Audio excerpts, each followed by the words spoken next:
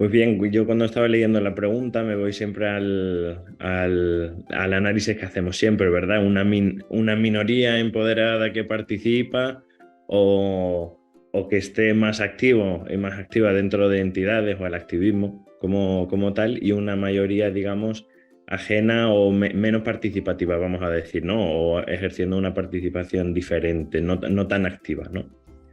Esa doble moneda lo vemos en la participación ciudadana, lo vemos en la participación juvenil, ¿no? Eh, y al plantear esa situación, ¿no? Ese estado, ¿no? Demográfico de personas que participan, ¿no? Yo me pregunto o voy un paso más atrás, ¿no? A cuáles son los factores habilitantes, ¿no? De esa participación. Y creo que es un tema que deberíamos explorar, o lanzo la pregunta aquí para el coloquio después, ¿no? Em, Creo que la tendencia actual o los datos que yo he podido observar en los estudios que he realizado en participación, que sigue esa tendencia, es decir, hay una minoría, un tercio de la población, a lo mejor, hablando así en general, que participa de alguna manera u otra, y una gran mayoría que no participa, ¿vale? Y creo que Extremadura en ese sentido sigue la tendencia, ¿vale? Sí, es verdad que en Extremadura observamos que hay núcleos más pequeñitos o núcleos em, como de activación en diferentes localidades, en diferentes zonas rurales, etcétera, por las propias características de la región, ¿no? Entonces, en ese sentido, pues puede dar la apariencia o puede dar el falso dato de que hay pocas personas o poca participación, pero hay muchas personas haciendo cosas pequeñas y a lo mejor tal vez el argumento sea de que no hay una unificación o no hay una difusión de lo que se está haciendo a nivel local, ¿no? Depende de cómo planteamos o dónde ponemos la mirada, ¿no? Si es un nivel macro, como participación institucional, político, etcétera, o si nos vamos a activación o interacción de barrios incluso, ¿no? Entonces aquí dependería, para mí, os lanzo la reflexión que dependería desde el foco de donde lo observamos, ¿no? Creo que a nivel local podremos observar mucha actividad local y mucha actividad a lo mejor de impacto con el vecino, pero luego cuando hablamos de participación en espacios, digamos, mucho más generales o mucho más regionales o institucionales incluso, vamos a hablarlo así, pues podemos encontrar una pequeña bajada, ¿no? Por tanto, lanzo otra idea que puede ser también que las instituciones están algo más descontextualizadas con la realidad de la ciudadanía. No, bueno, coincido bastante con lo que has puesto, Marc, y sí que es cierto que desde la perspectiva un poco de mi experiencia en diferentes ámbitos de participación, sobre todo juvenil, sí que se habla muchísimo de que la juventud, por ejemplo, no participa. En realidad se sabe que el porcentaje de participación de personas asociadas o de personas involucradas en diferentes movimientos sociales como decía Marc, es un porcentaje minoritario dentro de la población, pero en realidad esto se asemeja bastante también a otros sectores etarios. No significa que la gente joven participe menos, que incluso habría que analizarlo también con momentos temporales. Ha habido momentos donde ha habido muchísima involucración social con ciertas temáticas, la hemos podido ver con el medio ambiente, la hemos podido ver con el feminismo, la pudimos ver en su momento con las pensiones o con los derechos laborales, pero al final cuesta mucho conseguir que un núcleo importante de la población se sienta representada con las necesidades que se están trabajando en ese momento. Y luego también, para mí, como decía, desde mi recorrido en la participación, sobre todo juvenil, una de las cosas que se ven también es que qué objetivo o qué meta se consigue desde el esfuerzo personal con esa participación. Estamos viendo también mucha desconexión quizás de las instituciones o de los objetivos que se persiguen con, o sea, si realmente esas acciones van a conseguir llegar a buen puerto, ¿no? Si se van a conseguir ser escuchadas por las instituciones correspondientes, si las instituciones correspondientes van a valorar hacer algo con las necesidades que se están trasladando por parte de esa población que sí participa. Entonces eso también genera ahí como, yo creo que un momento quizás de hartazgo. Luego también sería bastante interesante entender que efectivamente ahora mismo todo se está digitalizando muchísimo, todo está conectado en el ámbito online y la participación en general, si se ha visto que haya tenido buenos frutos, es cuando al menos se combina lo online con lo presencial. Lo presencial da mucha más sensación de pertenencia, de cercanía, de compartir, de, no sé, de hermandad, de unión. Entonces al final sí que se nota bastante también que si dejamos toda la participación, todo el concepto de participación o todo el recorrido que queramos para una cuestión concreta, una acción concreta, lo dejamos todo en lo online, pues se ve al final que no hay esa visión de participación ciudadana, ¿no? Ese conjunto de personas y tendernos a alejarnos de la presencialidad, yo creo que es un error, que luego esto pues sí que lo podemos hablar también en modelos de participación o en el fomento, ¿no? Que podemos hacer desde las organizaciones o desde las instituciones. Y luego hay una cosa que había dicho Marc, que a mí me parece bastante interesante, y es ese sector. ¿Qué sector de la población participa? Y esto es una cuestión que hemos reivindicado también mucho, al menos desde los movimientos juveniles, pero me consta que desde otros movimientos sociales también participa quien puede. Y esto, en el momento además que estamos viviendo, es complicado, porque participar, y los consejos lo hemos dicho mucho, no se nace sabiendo participar, es decir, te tienen que enseñar, tienes que tener las herramientas adecuadas, pero además tienes que tener una base sólida, estable, de condiciones de vida en las que tú sientas que puedes dedicar tu vida a otras cosas y no estarte preocupando solo por cubrir tus propias necesidades. Esto no es egoísmo, es supervivencia, es así y es completamente lógico. Y luego también el conocer las herramientas al final no deja de ser un privilegio, de que hayas tenido una educación que te haya podido permitir conocer esos espacios y poder participar de ellos. Entonces yo creo que aquí se juntan como muchas cosas que espero que sirvan como base también para poder seguir debatiéndolo. Es que estoy pensando en lo que escucho y en cómo ordeno la intervención.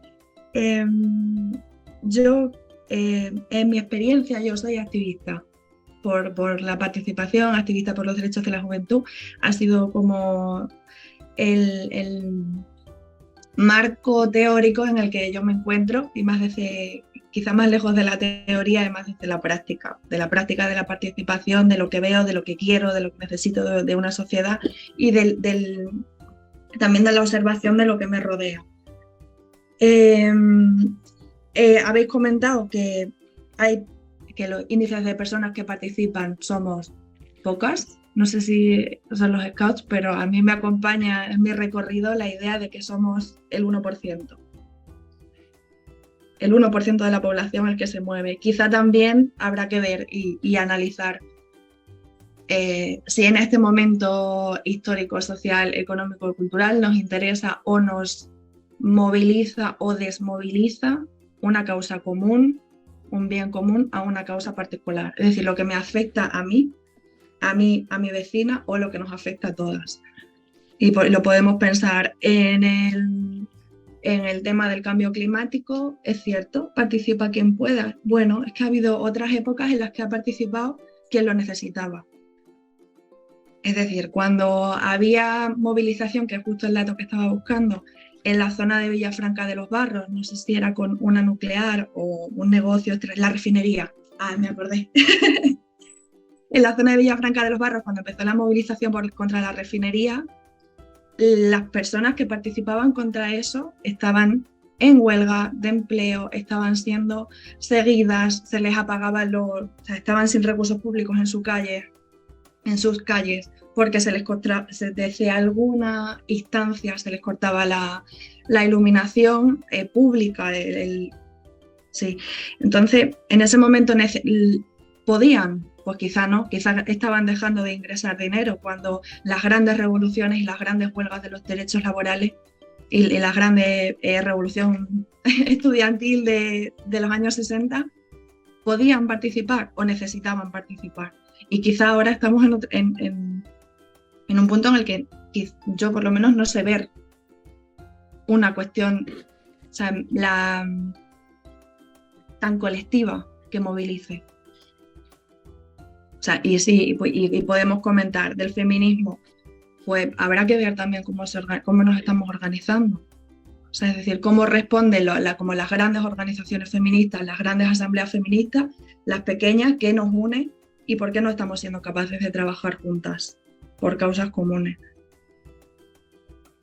Por ejemplo, hablábamos también de qué es necesario o qué vemos en la situación actual y habéis comentado, hace falta escucha activa, participación real, y yo creo que también hace falta un poco de validación social de lo que está pasando, ¿no? Desde que los colectivos que se mueven se están moviendo mucho quizá en un cuadradito de la realidad que no somos capaces de ver, o que creemos que no coincide con lo que necesitamos, hacia donde necesitamos que se movilice la población. Hace un par de meses estábamos en Madrid en una manifestación por la sanidad pública y estábamos observando, oye, no vemos jóvenes. A los jóvenes que vemos son adolescentes que van con su familia o infancias, ¿no? O niños y niñas que van con su familia, con sus padres, sus madres, sus abuelas, la pandilla de adultos que les acompañan, de personas adultas que les acompañan. Pero ¿dónde están? ¿Por qué no sienten que hacen falta ahí? Porque quizás son un rango de población que está sana y que no percibe que bueno, ¿en qué medida me afecta a mí directamente? Puede afectar al grado de dependencia de personas que tenga alrededor. Pero si a mí no me afecta directamente, ¿por qué sí? Y en entornos rurales, que Extremadura es eminentemente rural, pasa mucho la soledad del activismo, la soledad de la participación.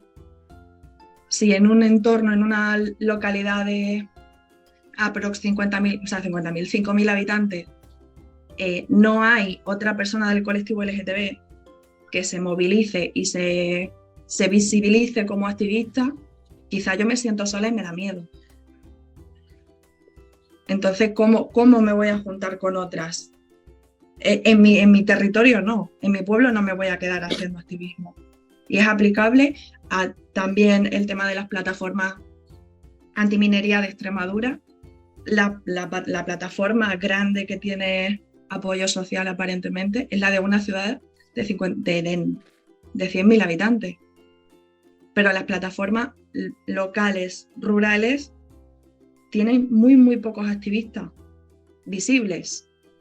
O sea, quizá hay que 10 activistas, y estoy exagerando mucho, diciendo 10 activistas, en un pueblo de 2.000 que están repartiendo publicidad, haciendo incidencia, llevando sobre sus hombros toda la carga de la lucha de un municipio, de una comarca, contra algo que puede vulnerar su entorno y sus condiciones de vida a corto, medio y largo plazo, y no tienen apoyos. O sea, son sus vecinos y vecinas los que les dicen, no, yo es que públicamente no te voy a decir nada. Públicamente no te voy a decir nada porque recibo presiones o creo que puede jugar en mi contra, participar y dar la cara. O sea que al final ser parte, tener parte y tomar parte te implica y tiene consecuencias. Y ahora mismo ese miedo a las consecuencias, en mi opinión, desmoviliza. Intentando también juntar las dos cosas, ¿no? Las que escucho y las que yo pensaba. A ver si soy capaz de sintetizar, ¿no? Voy a intentar dar 5 ideas primero que son las más débiles desde mi posición, porque quizá obedecen a ese diagnóstico, esa valoración general desde el punto de vista más social, y yo no soy científico social, entonces tiene más valor lo que digan mis colegas, pero sí que para mí es una forma de ordenar algunas de las ideas que ya se han dicho, y luego sí que doy otras 5 claves muy rápidas de la parte que puedo conocer más, que es la valoración general de la situación normativa de la participación, ¿no? Sobre qué reglas hay para participar, que sí es un poco más, a lo mejor, mi ámbito, ¿no?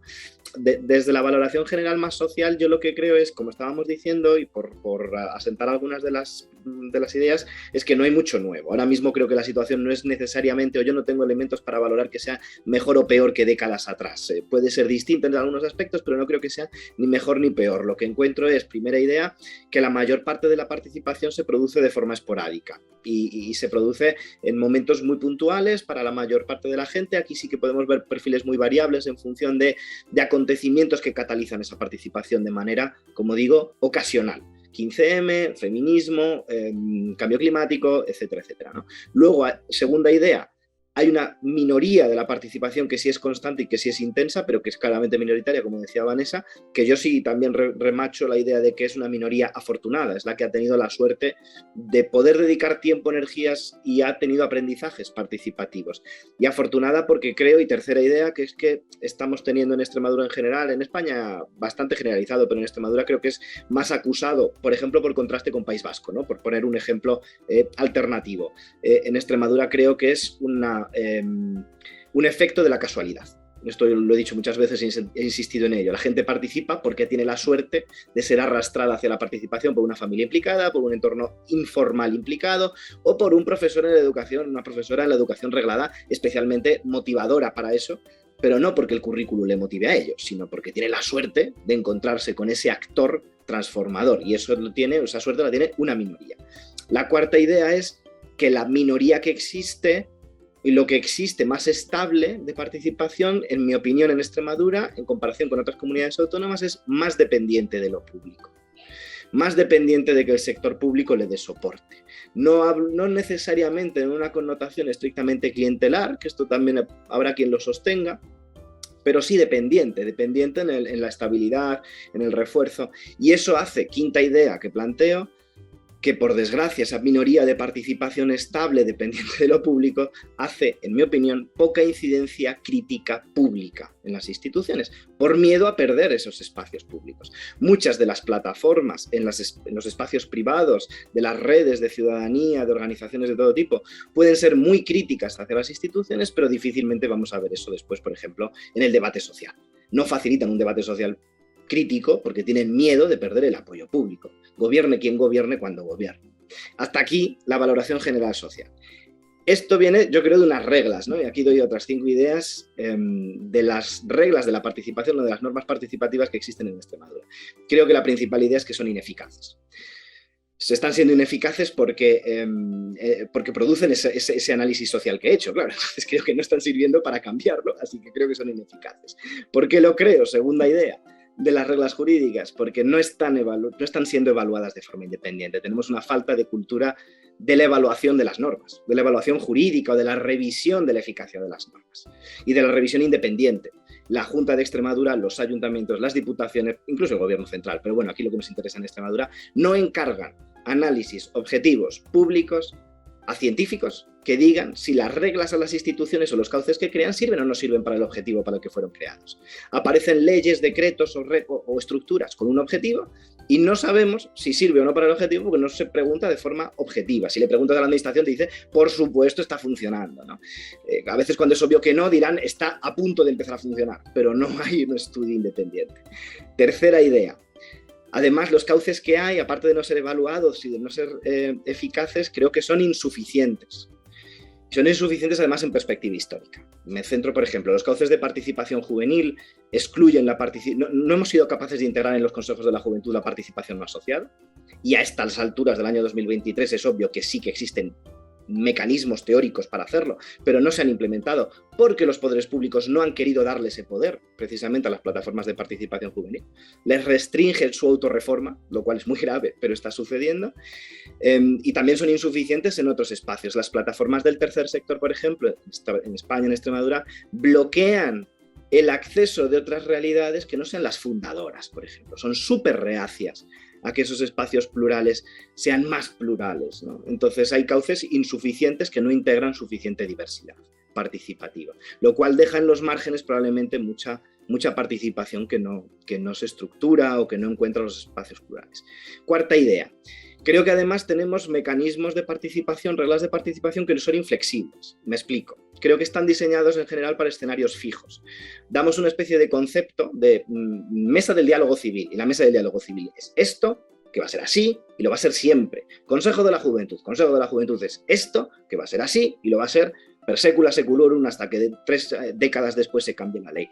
Claro, eso no está previsto a lo que yo creo que es el efecto de la participación que puede ser acordeón. A veces hay más gente involucrada, menos gente involucrada, asociaciones más dinámicas, menos dinámicas, y las normas deberían adaptarse a ese efecto acordeón, ¿no? De ser capaces de asumirlo más, pero sin tener que cambiar las reglas. Poder asumir a veces menos durante unos años, otras veces un poco más, ¿no? Más experiencia, menos experiencia, etc.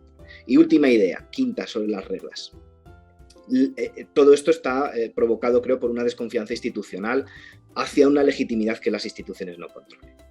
Lo que yo noto es que no se delegan esos marcos de autorregulación a las estructuras o a las iniciativas participativas por miedo a que aprueben cosas que perjudiquen la capacidad de incidencia de los, incluso me atrevería a decir abiertamente, de las fuerzas partidistas, de la sociedad civil partidista a veces en Extremadura, de lo que no es partidista, ¿no? Quizá esto está muy, muy marcado por mi propia experiencia personal y la de las personas que están aquí, que creo que le hemos compartido desventuras y aventuras en estas líneas, pero las reglas jurídicas están muy marcadas por eso, porque al final hay un poder público que controla más las cosas, que es el poder ejecutivo. De hecho, el poder parlamentario en Extremadura, la Asamblea de Extremadura, que es más plural, debería tender normalmente a ser más plural, sobre todo cuando hay minorías parlamentarias, tiene muy poco poder participativo, porque no tiene una interlocución como sí hay en otras comunidades autónomas, que los espacios de diálogo son parlamentarios, no hacia los gobiernos, que son monocolor o tienden a ser monocolor, ¿no? En el mejor de los casos coalición de 2, ¿no? O de 3, pero no plurales partidistas. Ese tipo de reglas que siempre están haciendo una interlocución solo con la administración gubernamental empobrecen el debate. Porque la oposición, por ejemplo, política, no se entera de lo que está diciendo la sociedad civil, porque le falta, salvo que tenga mucha proactividad y mucha suerte, no va a tener interlocución con la sociedad civil ya movilizada. Y hasta aquí. La verdad es que todas vuestras intervenciones me han parecido tremendamente ricas y he tomado nota de ellas también. Quizás una de las cosas que más interesante me ha parecido de vuestras aportaciones es que de alguna manera u otra habéis contemplado aquellos asociacionismos que no son formales. Y eso es importante porque creo que en el contemplar este tipo de asociacionismo también está una de las claves para poder ensanchar la idea de participación. Al final, si la idea de participación está diseñada desde la institución, ¿no? Desde las instituciones, la naturaleza de la propia participación, la definición, incluso la nomenclatura de aquellos que denominamos participación o de quienes pueden participar, ¿verdad?, va a venir determinado por los intereses de la propia institución. Por lo tanto, se van a quedar muchas veces fuera aquellos sectores de la sociedad que puedan producir algún antagonismo, ¿no?, notable o reseñable frente a la propia institución. Creo que de alguna manera todos habéis dibujado, o casi todos habéis dibujado, algo de ese panorama. Claro, si al final restringimos la definición de participación a aquella participación formal, ¿no?, en asociaciones inscritas en un censo, etcétera, sí que nos vamos a quedar con la idea clásica que creo que era Vanessa la que hablaba del famoso 1%, ¿no?, que esa idea de, bueno, estos son los que participan. Si somos, y creo que tú misma has revocado también esa propia idea diciendo, oye, es que hay muchas más formas de participar, ¿no? Y creo que si empezamos a ampliar ese espectro, que evidentemente todos lo habéis hecho, todos y todas lo habéis hecho, quizás lo que hay que conseguir es que sean las propias instituciones las que, pues las que amplíen esa mirada, ¿no?, a la participación y contemplen otras fórmulas, pues quizás más líquidas, aunque esta palabra está muy, muy denostada, ¿no?, quizás fórmulas más flexibles de participación que no implican pues el inscribirse o la cuota, que sabemos que no siempre es así, vosotros lo sabéis mucho más que yo, que no es así, pero que si la institución es capaz de abrir, o las instituciones o los marcos institucionales son capaces de atender estas realidades más flexibles, bueno, pues entraríamos en dinámicas mucho más enriquecedoras. A día de hoy yo no veo la posibilidad de que en un consejo de mayores, ¿verdad?, una organización que no esté conformada como una asociación esté participando de manera activa. Es decir, por ejemplo, el movimiento de pensionistas, que no te pide, ¿verdad?, no te pide una cuota, sino pide que asistas a las manifestaciones, que te organices, hay un grupo de WhatsApp, etcétera, etcétera, ¿vale? Pero las dificultades para que ese grupo de mayores tan activos participe en lo institucional van a ser muchas, porque lo primero que le van a pedir es, oye, ¿y dónde está tu listado de socios, ¿no? De participantes o de activistas registrados? Entonces ese corsé de la institucionalidad hace que se pierda, ¿no? O creo que hace que se pierda, lo que en ningún caso aminora las capacidades de aquellas organizaciones que sí, bueno, pues están de alguna manera organizadas, de manera formal, etcétera, etcétera. Pero creo que sí que hay bueno, pues un amplio espectro de formas organizativas que se quedan fuera. Es decir, cuando de manera puntual, voy a poner un ejemplo que a lo mejor no es de lo más formal tampoco, pero creo que puede ser significativo. Cuando un pueblo entero se organiza para organizar un Belén viviente, pues se están generando relaciones, por ejemplo, de intergeneracionalidad, de aprendizaje, de comunicación entre generaciones. La memoria se puede estar trabajando, claro, con una informalidad que a veces va a hacer que se pierda la potencialidad de una organización, ¿no? O sea, la potencialidad del entramado relacional que habría si fuera una organización sostenida, que hiciera actividades organizadas, que tuvieran un fin concreto. Pero bueno, de alguna manera, en ese ejemplo que os pongo, una sociedad se pone en juego, participa de manera activa y va mucho más allá de la anécdota de vestirse de pastorcillos y de hebreos, ¿no? del siglo I. Se está haciendo comunidad, se están tejiendo, están mirando a los ojos de tu vecino, te estás enterando de lo que le pasa a aquella persona. La soledad, por ejemplo, se puede estar aminorando. Bueno, pues igualmente una organización como Cruz Roja te puede crear un plan para disminuir, ¿no? los niveles de soledad de las personas mayores, o una actividad mucho más informal como puede ser esta, también puede estar aminorando la soledad de las personas mayores. Entonces, ¿de qué manera lo institucional podría ser capaz, ¿no? de contemplar este tipo de iniciativas sin que pierdan su potencialidad? Porque también algo que habéis dibujado y que es interesante, ¿no? Es esa dependencia muchas veces de la institución, que hace que las posibilidades de poder ejercer una posición que sea incómoda a quien detenta el poder, pues se aminora también, ¿no? Entonces, hay un autor, Nikos Poulantzas, que habla de la democratización radical de las instituciones, haciéndolas muy participativas, no solo participativas, sino participadas, y realmente participadas. Entonces, me voy a meter un berenjenal porque todos venís del ámbito de la juventud y yo no, pero imaginar un instituto de la juventud cuyas decisiones se tuvieran que atener a un parlamento que podría ser una suerte de consejo de la juventud, con toda la complicación que tiene esto, ¿vale? Me estoy metiendo en un berenjenal gordísimo, pero era el que se me ha venido a la cabeza, quizás inspirado por el entorno. Es el que se me ocurre, pues, para sobre todo también para dar ese salto, ¿no? De lo participativo asociativo a lo participativo institucional, es decir, instituciones radicalmente democráticas, pero en el sentido, ¿no? de radicalidad, de profundidad, profundamente democrática, participada, pues por los agentes que están organizados, asociados en torno a una temática, y que de alguna manera su ejecución política, ¿no? Su actividad ejecutiva estuviera vinculada también a las decisiones de ese entorno. Es complicado. Lo que acabo de lanzar es complicadísimo a nivel normativo, y sino que los que tenéis más conocimiento en este sentido me corrijáis. En definitiva, quizás hay más participación de la que muchas veces planteamos por los rígidos sistemas que tenemos para computar, para visualizar, para entender lo que es la participación.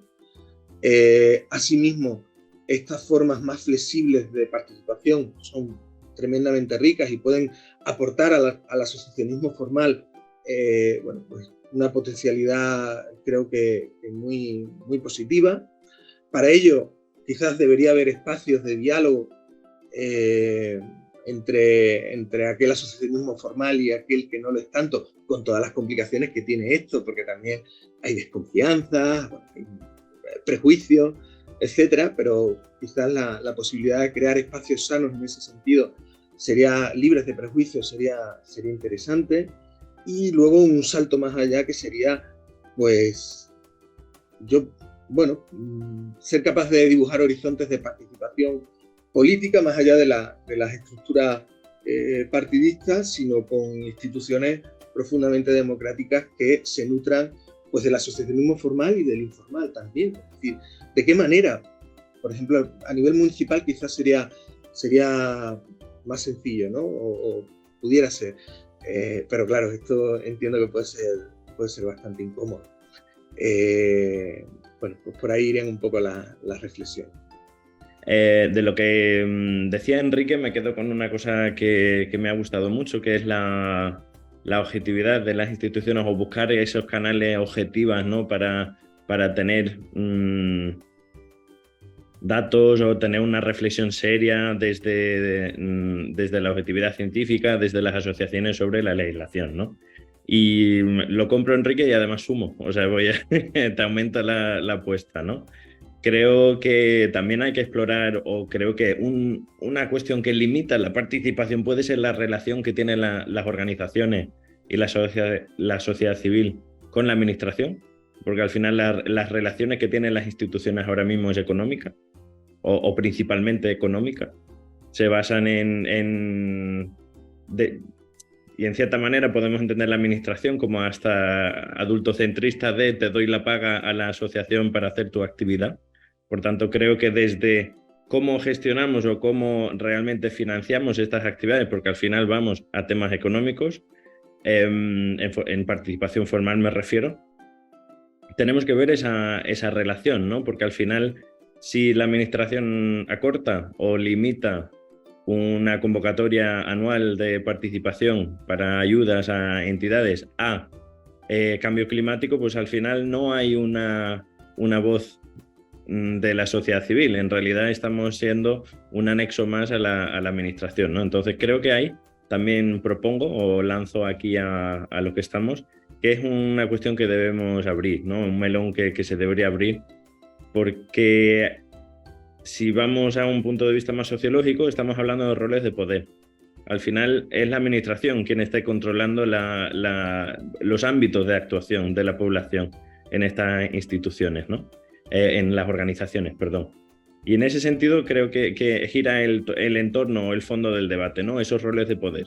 O los miedos a perder un rol, el poder como actor que habla de esto, ¿no?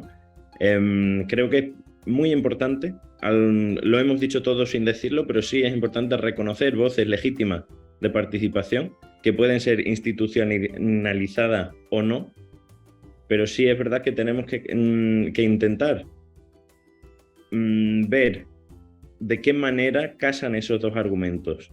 Casa la creación de políticas realmente asesoradas y representativas de la realidad de la población, además de cuidar o cambiar esas estructuras y roles de poder que tenemos actualmente en la sociedad. Y ahí lo vemos claro desde un punto de vista educativo. La educación para la participación es escasa, por no decir nula, ¿no? O de manera aislada. Pero lanzo, ¿no?, a vosotros ahora para que me contestéis si realmente creéis que a las instituciones les interesa eso. Porque no hay una cultura real de gobernanza desde la horizontalidad.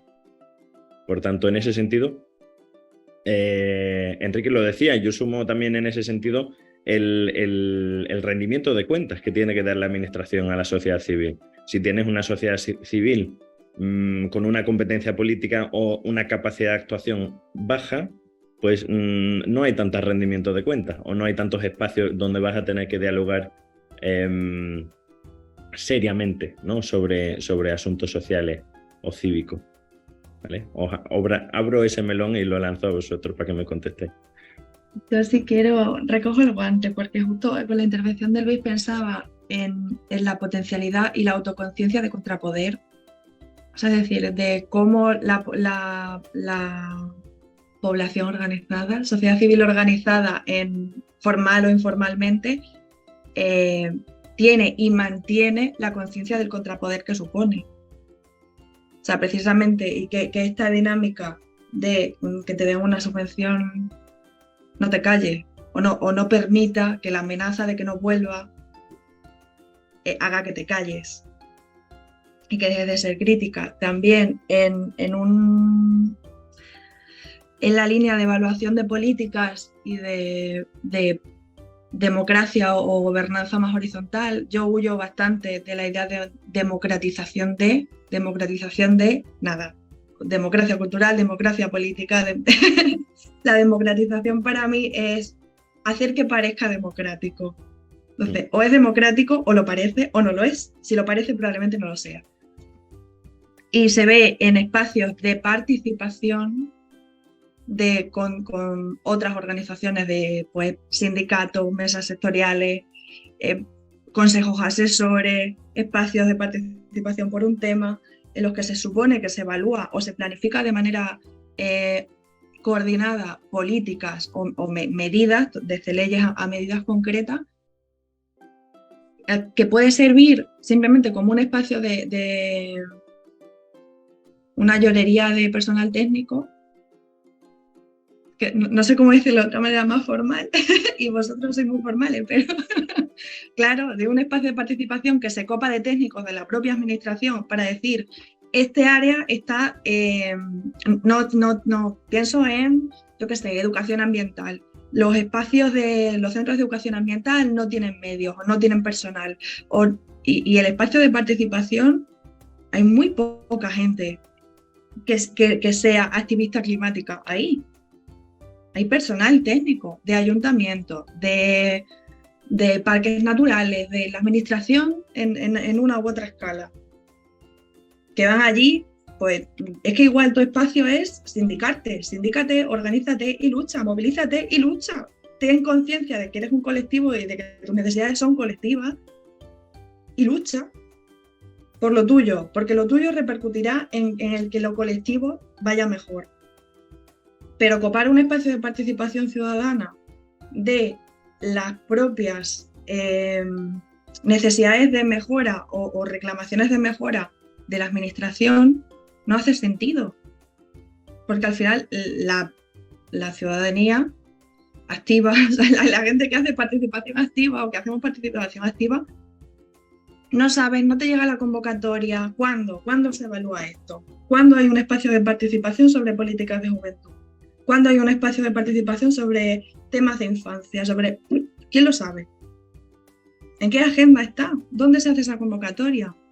Para que igual una persona que tiene interés de Urdes y otra de Azuaga digan, oye, voy, me sumo. Creo que estoy sola, yo en mi pueblo creo que estoy sola y ¿por qué no? Pero no hay la distancia también de este territorio desarticula mucho, porque la soledad depende de que precisamente seas consciente de que tu vecino o tu vecina tiene las mismas preocupaciones que tú.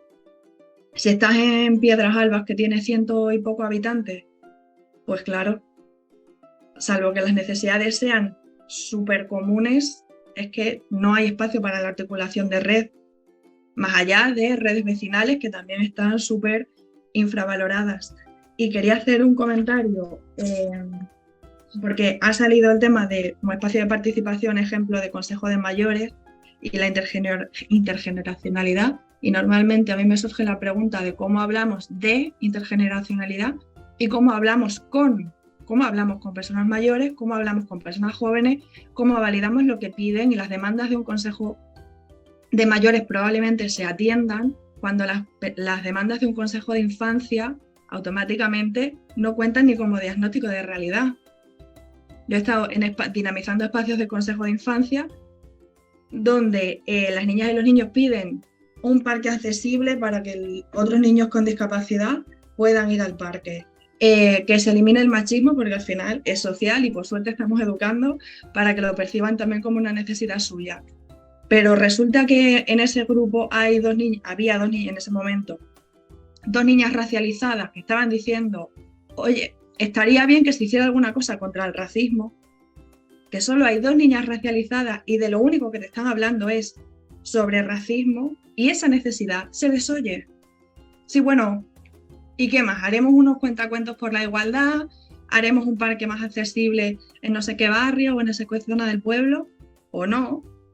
Pues que igual si las dos únicas personas que son posiblemente o potencialmente víctimas de una discriminación clara, que es ser una niña, o sea, ser infancia, mujer y ser racializada, te están diciendo con menos de 12 años, oye, al racismo hay que atajarlo, ¿por qué esta necesidad no se valida? Porque es una percepción, bueno, estas dos niñas, bueno, ¿por qué no?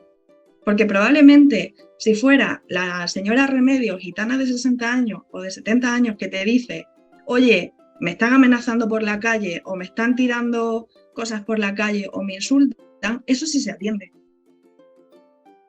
Y igual también es poner que es necesario que veamos dónde están los sujetos y los objetos de la participación y cómo entendemos de una manera como mesa de expertos y expertas los sujetos de derechos.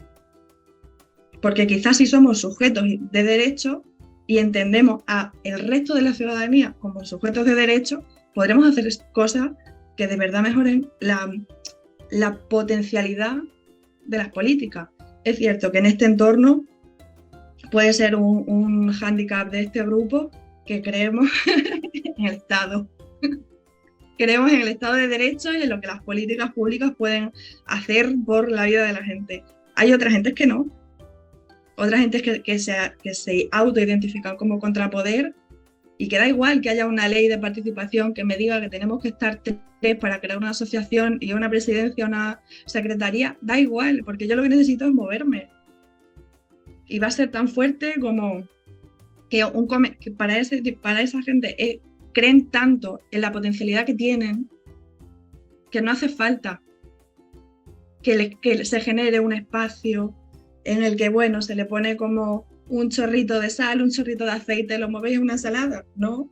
Lo generan y se encuentran donde sea. No les hacen falta los espacios formales. Y no es que no les hagan falta, sino que entienden que no tienen por qué estar ahí, porque no quieren estar. No porque no sea su espacio como ciudadanos y ciudadanas, sino porque pueden no estar. Y que quien quiere estar, y pienso en colectivos de personas racializadas en situación administrativa irregular, o como se diga el término formal de esto, esa gente que quiere tener voz, al final tiene voz a través de otra persona. Porque una persona blanca, ciudadana, les invitamos a un espacio de participación a decir, venga, que se te oiga, voy a darte voz, ¿no? La voz la tienes y se están organizando, pero no les estamos validando, estamos copando todo el espacio de intentar formalizar, ¿no? O aspirando a formalizarlo todo y a darle una categoría en un informe que me diga, si hago 1 más 1 será 2. Puede que no. Pues, la verdad es que es muy rico, ¿no? Todo lo que... muy enriquecedor lo que estáis compartiendo. Yo quizá sobre una de las últimas cosas que ha comentado Vanessa, quizás es verdad que le tengo que echar un poco de freno a mi optimismo en la participación de aquellas organizaciones que no son formales, porque es verdad, como comenta ella, no tienen por qué querer participar de los cauces institucionales, porque incluso a lo mejor son conscientes de la pérdida de potencialidad transformadora, ¿no? de eso. O sea que yo quizás algunas veces en la enunciación de lo que quiero exponer, a veces elevo el tono de las posibilidades democráticas de la institución. Ojalá aquellas organizaciones que tienen toda esa potencialidad de lo fluido y de lo informal pudieran repercutir de alguna manera en la institución, que es lo que realmente, que es lo que muchas veces tiene una incidencia más masiva, ¿no? y algunas veces, o la mayor parte de las veces, el trabajo de esas organizaciones que quizás no están tan estructuradas se queda en una incidencia que puede ser muy intensa, pero en un punto concreto, en un momento concreto,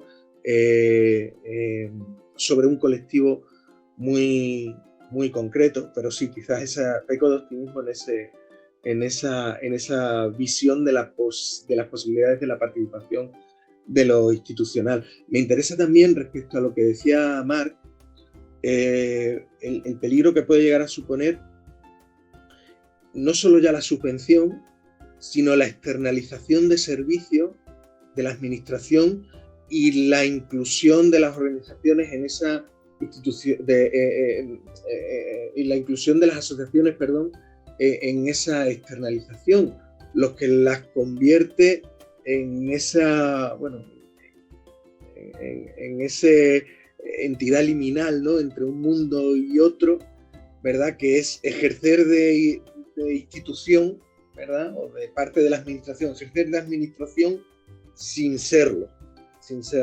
Y cómo repercute eso también en la participación, ¿no?, con una pseudo profesionalización, con una profesionalización de los activistas, que está bien, porque la profesionalización te puede dotar de cierta estabilidad. Digo cierta porque al final siempre vas a estar sujetos a los ritmos de la administración y de las subvenciones de esa administración, lo que te da siempre cierta inseguridad en tu vida. Y cómo esa profesionalización a la larga puede restar también la potencialidad del activista. Yo siempre he sido de los de la opinión más que la opinión, la creencia, la firme convicción de que cuando uno trabajaba en una organización, una asociación, pues también era activista y no dejaba de serlo. Y creo que era el punto donde uno se tiene que ubicar para tener cierta perspectiva transformadora en el mundo, ¿no? Aunque estuvieras cobrando, pues tú eres un activista y ya. Pero sí que es cierto que la idea de externalización y que tú te tienes que comportar como la propia administración hace que de alguna manera, por mucha voluntad que tú pongas, que la pones, pierdas fuelle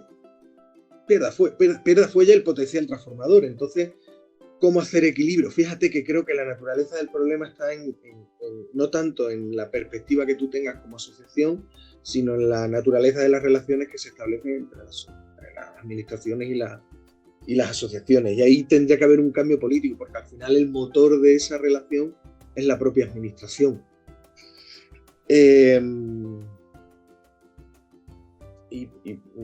Vale, y con esto me quedo. Sí, porque si no, me voy a alargar muchísimo. Hay una parte que la dejo si queréis luego, si hay margen para el tema de las perspectivas de futuro, y es mi prevención, en línea con las últimas cosas que estaban diciendo, del ciudadano total, porque yo sostengo que no es sostenible para todos estar implicados todo el tiempo, y no solo no es sostenible, sino que además no es deseable, porque hay menos sillas que gente llamada a participar. Entonces, en ese sentido también creo que las administraciones, las reglas que se dan las administraciones para legitimar la participación y las organizaciones deben interiorizar los marcos de transiciones internas, los relevos a cortos plazos, etcétera, y la asunción de que no todo el mundo puede estar implicado a un nivel muy alto todo el tiempo, porque las vidas cambian, las motivaciones cambian y la gente tiene que cambiar de sillas, ¿no? Aunque te dediques a otras cosas, pero es bueno que te dediques a otras cosas para que en la que estás venga otra persona. Pero bueno, esto lo podemos desarrollar más luego a lo mejor en las perspectivas de futuro. Sin caer en el matiz, yo sí quería apuntar algún elemento que creo que es importante. O sea, se produce efectivamente, y hablamos mucho cuando hablamos de la participación formal, de esa participación que a veces se encuentra la invitación de la administración a participar, porque es una participación reglada, formal o lo que sea, frente a participaciones por irrupción, no invitada, pero que aparece y qué tal. Uno de los miedos que a mí me suele surgir es que en muchas ocasiones la participación por irrupción o esa participación que puede parecer disruptiva, a veces de movimientos muy heterogéneos, o sea, muy efímeros o alternativos, participativos o que rechazan el marco institucional, a veces pecan, y esto también hay que tener cuidado en los marcos de legitimación, pecan de adanismo, en el sentido de que muchas veces llega gente, y esto es cíclico, siempre nos va a pasar en todos los espacios, gente que acaba de descubrir la participación y llega con el entusiasmo de ser la primera persona sobre la faz de la Tierra que está participando, ¿no? Y pretende copar el espacio de aquí llego yo, por primera vez en la historia de la humanidad, a participar la juventud extremeña, por primera vez. Claro, ha habido generaciones y generaciones acumulando procesos participativos previos y es muy peligrosa la sustitución mediante alternativas que en el fondo son destructivas de los marcos de legitimación, donde una persona que representa 4, 15 o 78 personas súper motivadas desde hace poquito sustituyan la voz legitimada de miles a lo largo del tiempo, ¿no? Entonces, aquí las administraciones tienen en ocasiones la tentación de darles el micro si producen ese sesgo de confirmación de validar lo que la administración quiere que le digan, ¿no? Entonces dice, este participativo me viene muy bien porque está diciendo lo que yo quiero frente al que llevaba 15 años aquí reivindicando lo que no quiero, ¿no? Y esto hay que tener cuidado porque esas participaciones por irrupción pueden crear espejismos de legitimidad que destruyan la previa legitimidad, que la legitimidad tiene que ser cuantitativa por una cuestión democrática, quien representa más gente tiene que tener voces más fuertes en general, pero también cualitativa en el sentido del tiempo dedicado, la intensidad, la especialización de esas personas que están ahí, ¿no? De esas personas y sobre todo de esas dinámicas a lo largo del espacio. Por eso a mí me preocupa a veces cuando hablamos de darle mucho espacio a las realidades informales, porque las realidades informales suelen ser de este tipo, surgidas hace poco. ¿Qué es lo que creo que tenemos que asumir? Que a esas realidades informales, sin pretender burocratizarlas, que es en lo que creo que estamos todos de acuerdo, por lo que hemos dicho, sin pretender burocratizarlas, la administración sí tiene que dar una respuesta. Y para eso hace falta una capacitación, que lo estábamos diciendo, y yo lo visualizo en no hay empleados públicos capacitados para entender que el asociacionismo es más allá de unos estatutos escritos, más allá de lo que el artículo, no sé si es el 4 o el 5 de la Ley Orgánica de Asociaciones dice que tiene que haber en los estatutos, más allá de un acta fundacional o más allá de un presidente secretario de tesoro, ¿no? Y en realidad lo es. O sea, no hace falta cambiar las reglas. Lo que hace falta es que tengamos empleados públicos capaces de reconocer que tienen, uno, que promover que existan estas cosas como primer elemento de participación a veces primaria, ese Belén viviente del que hablaba Luis, para mí es magnífico, pero no puede ser que el representante del Belén viviente hable en nombre de los jóvenes de su pueblo, porque se dedicaban a otra cosa. Cuando quieran hacerlo, que se junten con otra gente y conviertan vías plurales. Pero la administración sí tiene que promover que existan esas realidades efímeras, protegerlas y reconocerlas, que son un asociacionismo real, aunque no haya un estatuto ni siquiera escrito, por ejemplo. Y además tiene que apostar por facilitar continuidades y transferencias a otras formas participativas. Porque yo creo que no podemos sobredimensionar esa participación informal, tampoco minusvalorarla. Creo que hemos puesto un acento muy claro en no minusvalorarla, y además yo soy un gran defensor de que espacios reglados como los consejos de la juventud tienen que abrir puertas concretas a participación representativa no asociada. Tienen que hacerlo. El peligro es no sobreponerse, ¿no? Que no te llegue alguien que habla en nombre de sí misma a tener más peso que quien habla en nombre de 50 a los que sí les rinde cuentas, o 700, o 1500, ¿no? Pero esa participación tiene que tener otras bases. Y el problema es que, como decía Vanessa, la administración no está acostumbrada a motivar, y esto yo creo que es una cosa muy concreta que sí deberíamos generar una praxis más clara, unas exigencias en base a reglas que nos permitieran castigar a aquellas administraciones que no motivan esa legitimidad que le dan a veces los procesos participativos que ya existen, ¿no? Consulta pública sobre tal decreto.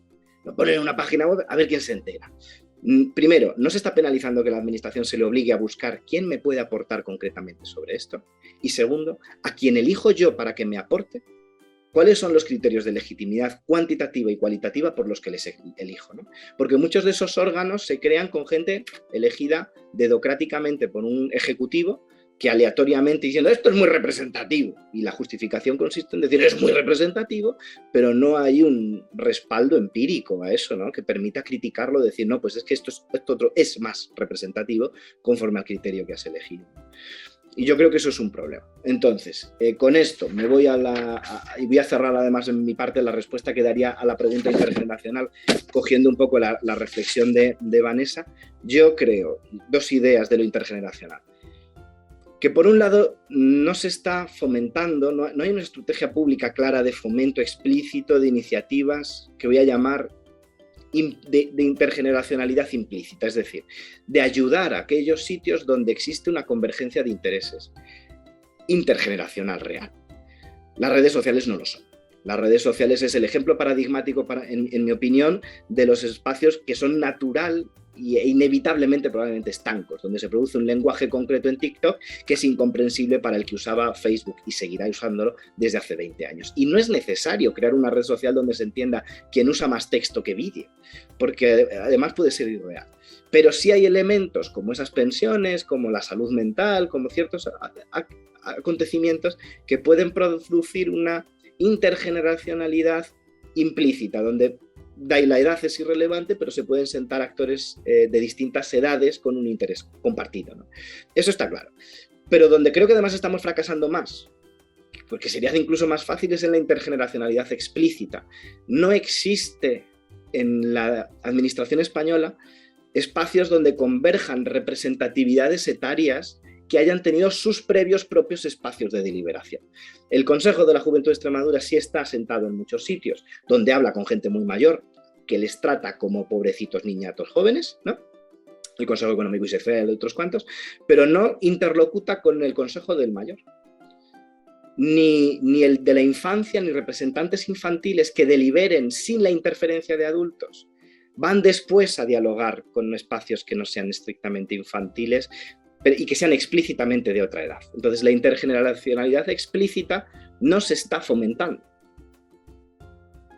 Y esa explícita tiene que estar previamente, en mi opinión, para que sea eficaz, apoyada en que existan marcos implícitos, marcos implícitos no, quiero decir marcos propios de cada edad, donde no haya interferencias de la otra edad y se entiendan en el lenguaje propio de cada generación, porque cada generación tiene el suyo propio que va cambiando con cada cohorte nueva, ¿no?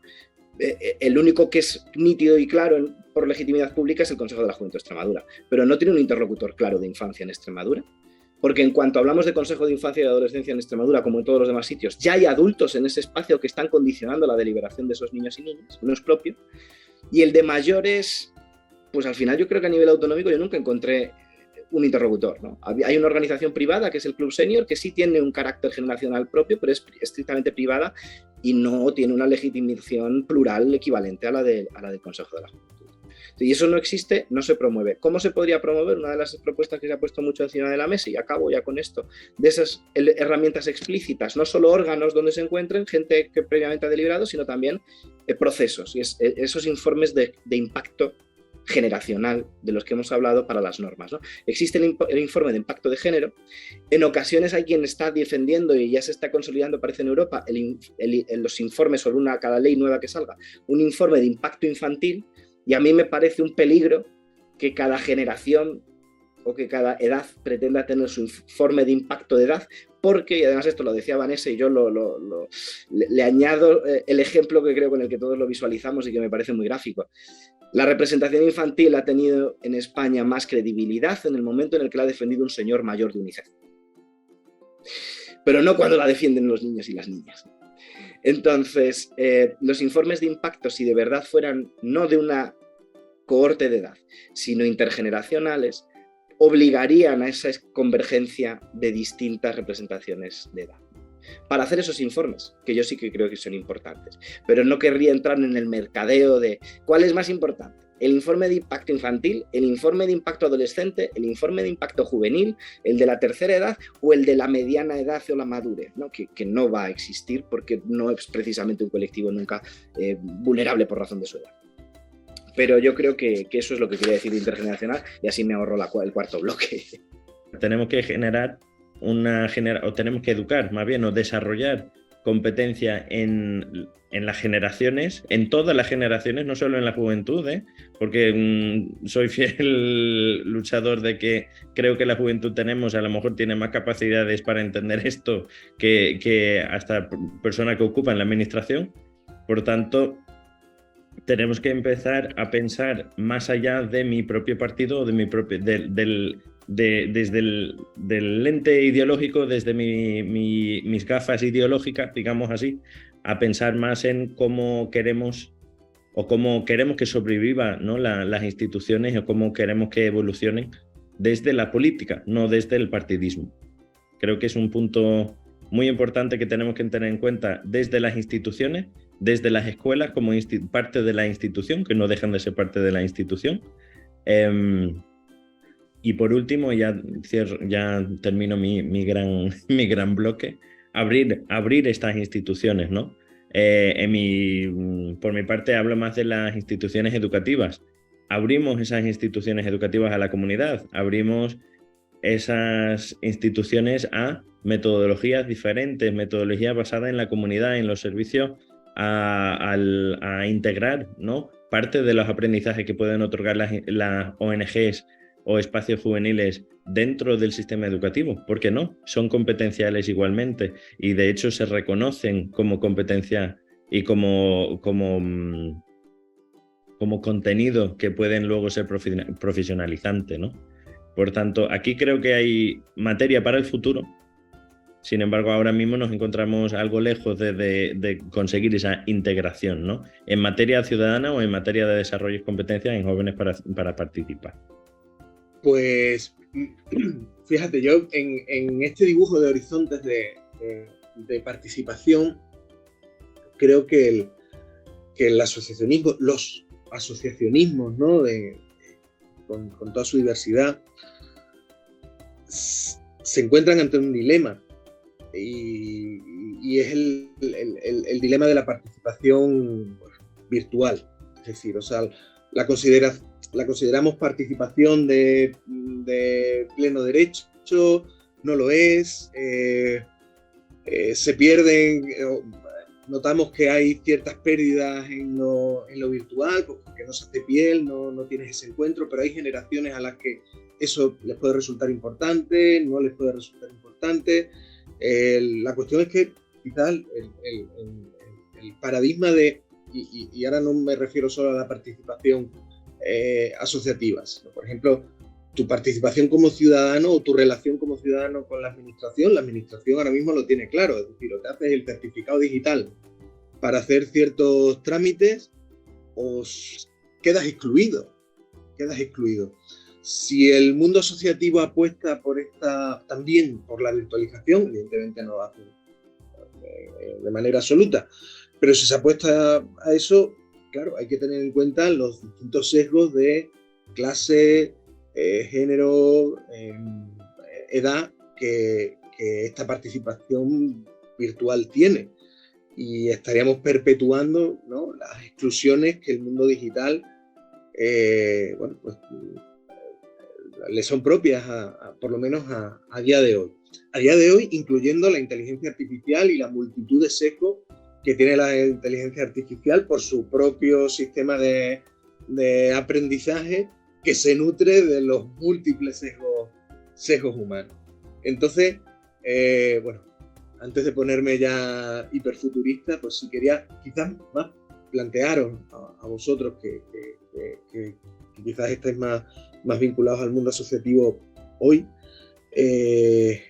¿por qué se debe apostar en cuanto a participación, o qué lugar deben ocupar las tecnologías y la virtualidad de la participación en el mundo asociativo, en las organizaciones? Desde luego que han sido herramientas que han servido para la comunicación y que están activando la comunicación, y que por ejemplo, el hecho de que personas mayores se hayan organizado en las plataformas de pensionistas les ha vinculado con herramientas que si no lo hubieran hecho, o sea, que si no hubieran estado motivados por eso, pues no se hubieran acercado a esas herramientas que luego les han facilitado la vida. Pero claro, de nuevo, las tecnologías tienen sesgos, y qué impacto va a tener eso en el mundo asociativo. He planteado más una pregunta que hacer una afirmación. A ver, esto es un melón. A mí me ha costado mucho tiempo de activismo, además, entender que lo digital o lo virtual es una dimensión más de la vida. Es decir, no es una ficción en la que estoy un rato en Twitter o interacciono con una causa social, un trending topic del momento, y salgo de Twitter y dejo de interaccionar. Porque todo lo que está pasando, todas las respuestas que yo reciba, a mí me afectan. Y me afectan a través de mi teléfono personal, que es como una de las herramientas que forman mi espacio privado. Me está afectando en lo personal, en lo privado, en mi casa cuando yo estoy tranquila y sin el caparazón o el escudo de no, ahora mismo estoy en medio de una acción política determinada. Es decir, no te pilla en una manifestación cuando estás predispuesta a tener una respuesta, te pilla en tu casa cuando estás tranquilamente. Entonces, si lo personal es político, esta dimensión digital de la participación es también la realidad y forma parte de esta realidad de participación o de la participación como una aspiración transformadora. Creo que además esta parte, y hilando un poco lo que comentaba Luis y lo que comentaba Marc, lo digital es una dimensión más y además hace falta que dialoguemos en lo presencial o no. O sea, es decir, es igual, para mí tiene el mismo valor que esta conversación que estamos teniendo la tengamos a través de un canal digital y virtual que en la calle, en un parque comiendo pipas. Para mí tiene el mismo valor. Puede ser más simbólico o menos. Bueno, pienso en Amnistía Internacional, que empezó enviando cartas y ahora manda tweets y sigue habiendo una estructura y un potencial de transformación enorme. ¿Qué diferencia hay ahí? ¿Por qué no lo estamos validando? ¿Sabes? Que a mí me pasaba, que yo vengo de ese sesgo que me ha costado mucho quitarme. En esos espacios de diálogo y debate, a mí me parece que la opción de la educación es lo fácil. O sea, a veces los debates, cuando no hablamos, si decimos, vale, ¿qué soluciones planteamos a un tema que no sean incidencia política, educación o espacio de participación? ¿Qué queda? ¿Qué hay ahí? Porque eso se está quedando y podemos hablar de educación para la ciudadanía, podemos hablar de filosofía y de currículum de filosofía y de si la filosofía se queda en el sistema educativo, pero es que creo que se queda corto. O sea, es decir, el tiempo que estamos escolarizados y escolarizadas es corto. Si tenemos una esperanza de vida de 87 años y vamos a estar 10 escolarizadas, más universidad, máster, doctorado, quien pueda permitirse todo eso, podrá permitirse tener espacio para pensar y podrá permitirse tener un espacio para debatir con otras. Pero igualmente, cuando termine la tesis y pongamos en una edad, pongamos los 30 como edad ideal de terminar la tesis, quizá antes, no sé, por las experiencias que hay por aquí, los otros 57 años de esperanza de vida ya no pensamos, ya no sentimos, ya no somos ciudadanas, ya no nos afecta lo que pase, ya no hay que movilizarse. O sea, la única etapa para promocionar la participación es la juventud. Y pienso en las universidades populares, y no casualmente porque esto lo estoy llevando la Asociación de Universidades Populares, pero son un motor de territorio, son una un tejido enorme que se dedica a lo educativo, a lo formal, a pensar juntas, a construir en las zonas rurales y pueden ser clave, siguiendo en la línea de lo educativo. Educativo, social, por la parte popular también, o lo que quede de popular de donde vienen las universidades populares en la evolución. Y ahí puede ser un espacio. ¿Cuál es la forma? Puede ser intergeneracional, claro, si conseguimos que la juventud o que gente de menos de 65 años piense que las universidades populares son su espacio. Porque ahí habría que ver también las actividades que se motivan. Se ha comentado, creo que al principio, no sé quién ha sido, que la tercera edad, que la juventud que somos, o que son, no es la misma que la juventud que fuimos ni la que fueron mis abuelos. Pero es que la tercera edad o la población adulta no es la misma. O sea, la vida que tuvo o que tiene mi abuela, mi madre y yo, no es la misma. Mi abuela no salió de la manzana, se vino del pueblo a la ciudad y no salió de la manzana. y a día de hoy lleva aquí 50 y tantos años y no sale de la manzana y de la avenida. Es impensable, pero no sale de ahí, no es capaz de pensar más, de pensar que la ciudad es su espacio. No se ha apropiado de este terreno, de este territorio. Entonces ahí quizá hay una brecha o un margen donde podemos pensar. Y por terminar, y en la línea de los sesgos de lo virtual, debemos pensar cómo y quién diseña los algoritmos y con qué fin. Porque quizás no se está haciendo desde un enfoque de derechos y quizás la tecnología surge, todas las tecnologías, la radio, internet y luego ya las diferentes herramientas de internet, la inteligencia artificial, y igual surgen como medio bélico, como una herramienta bélica. Y luego la reconstruimos, nos apropiamos de ella y la radio es un medio de comunicación de masas. Ahora ya virtualizado y podcast y video podcast y lo que sea. Pero no salen, o sea, esa tecnología no surge desde un enfoque de constructivo. Entonces hay que ver cómo intervenimos ahí. Y quizás si somos las organizaciones del tercer sector o de la participación formal o no formal, y la propia institución, cuál es el potencial de acción que tiene ahí para intervenir. En España hay colectivos que se están organizando y que han sido, y que incluso conociéndolos el Estado, a nivel, en algunas autonomías, pienso en Cataluña, o a nivel estatal, que están reclamando formar parte de la Agencia Estatal de Supervisión de Inteligencia Artificial y que están haciendo investigación y que están pendientes de que lo que se hace, de que lo que sale, de todas las herramientas que salen, que interaccionan o se enraizan en modelos de participación, están sesgadas. Y están sesgadas con un sesgo de raza, de clase, de capacidad, capacidad, discapacidad, esta dualidad, de género, cómo y quién puede participar.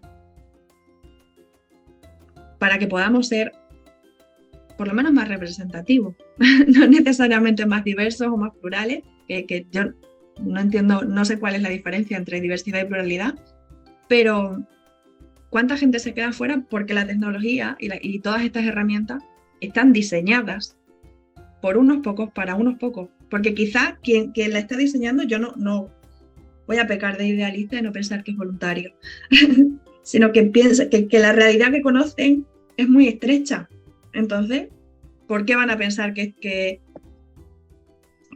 ChatGPT se va a usar por una persona con discapacidad? Pues no se puede, porque es muy difícil adaptar ChatGPT, por ejemplo.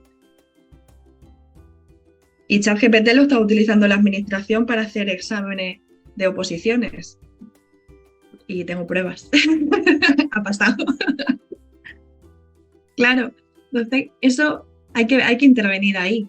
Creo que esa es la acción que yo propongo. Es cierto que de las notas que yo traía un poco como para comentar en los diferentes espacios y que había como ido dejando, ya han salido creo que todas o prácticamente todas, sí que me quedó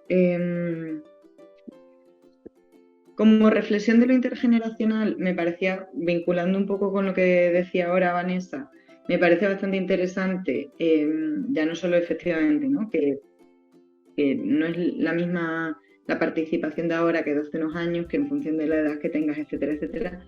Y creo que esto además hay que vincularlo también con la validación que se hace de los diferentes modelos de participación, porque ya no es solo que yo mujer de 50 que he podido ir a la universidad y que tengo un trabajo no sé cuánto tal, clase media, vamos a imaginarnos, que la participación de una mujer, por lo que decíamos antes, ¿no? A lo mejor racializada o que no tenía la misma oportunidad de alfabetización o de educación formal o lo que sea, hay como muchos sesgos a la hora de validar la participación. Y esto lo quiero conectar también porque creo que incluso este grupo, que creo que tenemos bastante claro que es la participación, pero hemos tocado como diferentes definiciones de participación. Y esto es bastante interesante porque no es lo mismo la participación de voluntariado mantenido en el tiempo, donde tú sí que tienes una implicación personal y asistes en diferentes momentos y tal, que una participación en, yo qué sé, en un change.org, que este era el ejemplo que yo venía poniendo en los últimos años, pero me estoy dando cuenta que se está quedando desfasada también porque ya pues todo ha venido de repente para ser cambiado y vamos a tener que coger nuevos ejemplos, que pues diferentes modelos, ¿no? Que participar en una asamblea ciudadana una tarde y ya está, y no volver a aparecer o en una manifestación. Entonces existen como diferentes modelos de participación y también hay que saber que esto sí que lo vinculaba también con esa pregunta número 2 de modelos de participación y tal, y con la participación no asociada que estuvimos hablando al principio, con el ejemplo de los consejos y demás, pero bueno, en general de la institucionalización.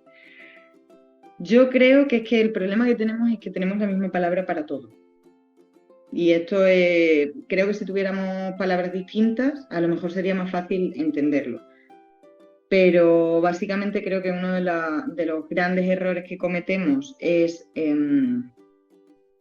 definirlo a todo con la misma palabra, diferentes acepciones, incluso diferentes interpretaciones en función de quién te esté escuchando o en qué momento de la conversación estás hablando de una cosa u otra. Y esto me parecía que era cuanto menos relevante destacarlo dentro de esa pregunta de modelos de participación, que además lo conecto con la pregunta número 3, que cómo podríamos fomentar la participación, tanto desde el ámbito, entiendo que más no formal de las organizaciones no gubernamentales o tal, como del ámbito más formal con las instituciones o el poder ejecutivo que estábamos hablando antes y demás. Pues yo creo que, entre otras cosas, es efectivamente tener en cuenta que esto es así, es decir, que no puedes entender la participación de una única forma, sino que existen diferentes modelos, que además la participación, y esto ha ocurrido siempre, pero en general, no sé si es porque pues, yo tengo 30 años y mi recorrido ha sido ese, tengo la impresión de que es que en general las instituciones siempre están desfasadísimas con todo.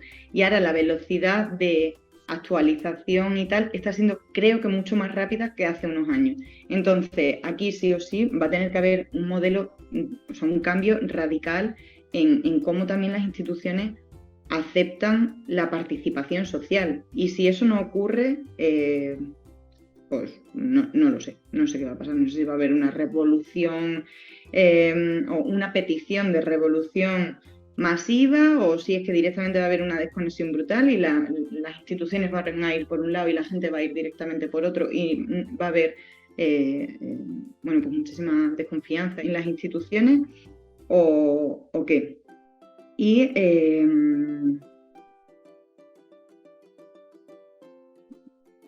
es que os digo, o sea, yo creo, por ir también como resumiendo un poco tal, creo que todo lo demás está dicho, así que... Sobre las perspectivas de futuro, también anticipé el tema de lo de que no caigamos en la trampa de pretender que todo el mundo participe todo el tiempo a la máxima intensidad posible, porque eso no es ni posible ni deseable. No insisto en ello. Respondiendo sobre el tema del tema tecnológico y lo digital y cómo integrarlo, la pregunta de Luis, y en línea con lo que comentaba Vanessa también y lo que habían dicho Marc y Elena, yo los resumiría diciendo que en mi opinión lo tecnológico digital, lo digital es indispensable, creo que sí es indispensable integrarlo y concebirlo ahora, pero es insuficiente. Y pretender que pueda ser sustitutivo porque pueda desplazar totalmente a lo no digital, creo que también es tramposo, porque parte de unas capacidades que no se producen al menos en la década de 2020-2030. Yo no sé en 7 años si el panorama y el paradigma ha cambiado. Pero decía Vanessa, esta conversación que tenemos para mí es igual de válida. Yo creo que por el bagaje participativo y deliberativo de las personas que estamos aquí, sí, pero como proceso de introducción a lo deliberativo, no podría serlo. Entonces yo creo, hay 3 cosas para las que sí creo que es útil lo digital y puede ser sustitutivo, pero hay 2 cosas en las que creo que no, y las enuncio. Creo que es útil para decidir en corto, decisiones relativamente fáciles por la vía digital, votaciones online, procesos referendarios, etcétera. Lo digital puede ser muy práctico para ordenar prioridades, para decir sí o no, para tal, está muy bien. Lo digital puede sustituir y permitir una participación más masiva que lo presencial o lo analógico, está claro. Así que primera utilidad que sí. Creo que es es muy útil también para las deliberaciones asíncronas, es decir, para hacer un registro a lo largo de un mes de opiniones acumuladas en foros, diálogos, debates, vídeos, etcétera, que se sumen en un periodo largo de tiempo en el que yo no tenga que estar en el mismo momento que otra persona. Para eso lo digital también es útil, porque permite almacenar grandes volúmenes de datos en ese sentido. Y además creo que también es muy útil para divulgar resultados participativos. Creo que lo digital se está demostrando en las redes sociales para convocar, para demostrar la convocatoria, etcétera, es muy poderoso. Donde creo que es insuficiente y no puede sustituir es para las deliberaciones de forma síncrona, es decir, para sentar a la gente en un espacio concreto al mismo tiempo.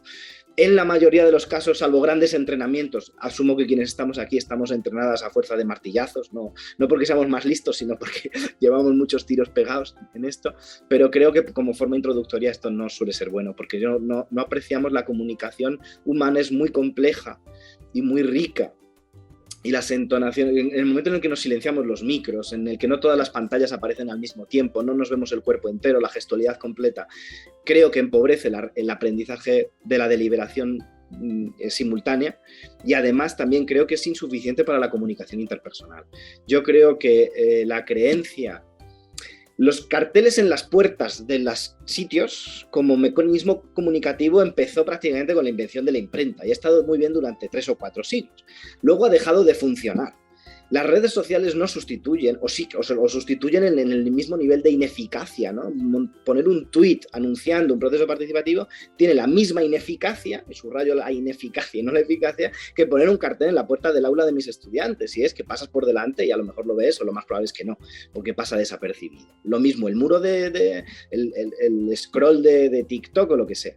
Entonces, la comunicación interpersonal eficiente creo que es el coger a alguien por los hombros, sentarte y contarlo. Y en eso, y me voy a una de las propuestas que participo, lo decía Vanessa, no lo podemos apostar todo en lo educativo, pero yo creo que sí, que el gran desafío está siendo que no se concibe la alfabetización participativa, como también apuntaba Marc, como un derecho universal. Y yo creo que aquí el cambio que se puede, por no hablar de formas de educar, sino yo creo que el cambio es introducir en las reglas que existe un derecho subjetivo concreto, muy concretito, a que en determinadas etapas del aprendizaje de un ciudadano de una ciudadana sepa qué es una huelga y cómo se convoca, qué es una asociación y cómo se crea, qué es una manifestación y para qué sirve, cuándo ha servido históricamente y cómo se gestiona. No puede salir la gente de la educación reglada sin aprender eso, y eso es un derecho subjetivo. Como tú no sabes o no puedes defender los derechos que no sabes que tienes si no te los han contado, lo que hace falta para esos derechos subjetivos que sean eficaces, crear marcos de legitimidad colectiva. Es decir, y esto es un ejemplo boomer que no se comprende en TikTok, y es el primo de Zumosol, ¿no? Las defensorías sectoriales especializadas, que decía Elena, no puedo dar el ejemplo de por causa o lo que sea. Yo tampoco puedo ya contar el del primo de Zumosol a los chavales adolescentes, porque no lo entienden, pero nosotros sí. Entonces, un marco de defensoría de intereses colectivos, como hace el Foro Europeo de la Juventud, por ejemplo, demandando a Bélgica por las prácticas no remuneradas. Es decir, darle a alguien que sí sabe la capacidad de ser voz del que no tiene voz, o de ponerle el micro y contarle, chivarle que tiene un derecho que no está siendo respetado, ¿no? Entonces, concebir esa alfabetización cívica como una suma de derechos subjetivos muy concretos, que caducan en un determinado momento, es decir, no se ha cumplido, que la gente que sale de la educación obligatoria sepa estas 27 cosas y sepa hacerlas, y tenga una sensibilidad por esas 27 cosas. Si eso no se cumple, que es un test, se demanda y hay alguien responsable que paga el pato y que tiene una sanción y un castigo a esa administración que no ha cumplido ese derecho subjetivo, es decir, un derecho prestacional, una prestación concreta de alfabetización cívica, ¿no? Por concretarlo, ¿no? Como idea. Sobre el tema de las perspectivas de futuro, un último problema que yo me planteaba en la cabeza. Para mí no es tanto... se lleva ya más de una década discutiendo jurídicamente, y esto sí que lo he descubierto, no es un tema que me interese demasiado, porque hay tanta gente que no me interesa porque está sobreexplotado, creo. Los análisis jurídicos sobre algoritmos, sobre inteligencia artificial, sobre la transparencia, etc. Hay tanta gente en el mundo estudiando eso que a mí no me preocupa demasiado que se salga de los marcos tradicionales. Es decir, todo jurista que está escribiendo del tema está más o menos de acuerdo en que un algoritmo va a tener que ser transparente, sobre todo si es utilizado por un poder público. en una democracia. Ahora, cómo lo aplicamos, cómo lo perseguimos y demás, es lo que se está viendo cómo se implementa y que las normas lo respondan. A mí esto no me preocupa tanto, por lo tanto, esa vertiente como que no estamos atendiendo a la potencialidad esa negativa que también apuntaba Vanessa de la transformación tecnológica al servicio del mal. Y ahí yo sí aprecio y quiero subrayar una amenaza concreta. Las democracias están específicamente amenazadas por poderes no democráticos que quieren destruirlas porque sienten que las democracias les amenazan.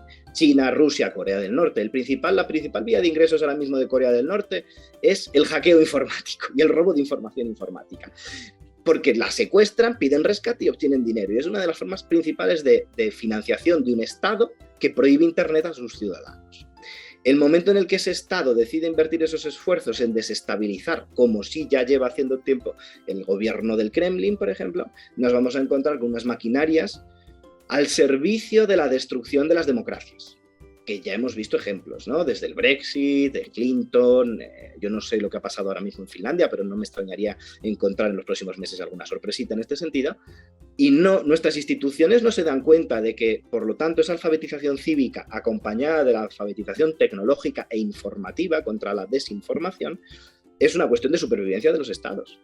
Es una cuestión de propia supervivencia. O sea, la Unión Europea va a desaparecer, España va a desaparecer. O sea, me encanta cómo se rasgan las vestiduras una serie de personajes de nuestra política patria con la amenaza que supone el separatismo catalán, cuando lo que hemos encontrado detrás de determinadas corrientes en ese sentido es que ha habido una manipulación que aprovecha que esas mismas fuerzas políticas que se rasgan a veces las vestiduras están en contra de dar esa alfabetización tecnológico-cívica, de ser capaces de identificar un deepfake, de ser capaces de frenar desinformación y mentiras en Internet. Y es una contradicción. Entonces, ahí yo creo que nos jugamos la madre del cordero de la participación, pero de la democracia real, ¿no? Y tenemos que invertir suficientes esfuerzos para contrarrestar a las fuerzas que existen, son tangibles, no son oscuras, no hay una conspiración mundial, si está muy claro.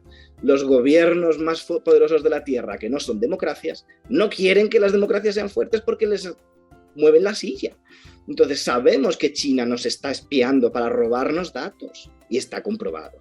¿Cómo nos defendemos de eso? Yo creo que eso es una cuestión, digo China, digo, vamos, cualquier otro estado, ¿no? Hungría, es que me parece alucinante cómo hablamos de participación sin hacerle suficiente caso a que Hungría ha financiado publicidad electoral en los periódicos españoles, en portadas de los periódicos españoles.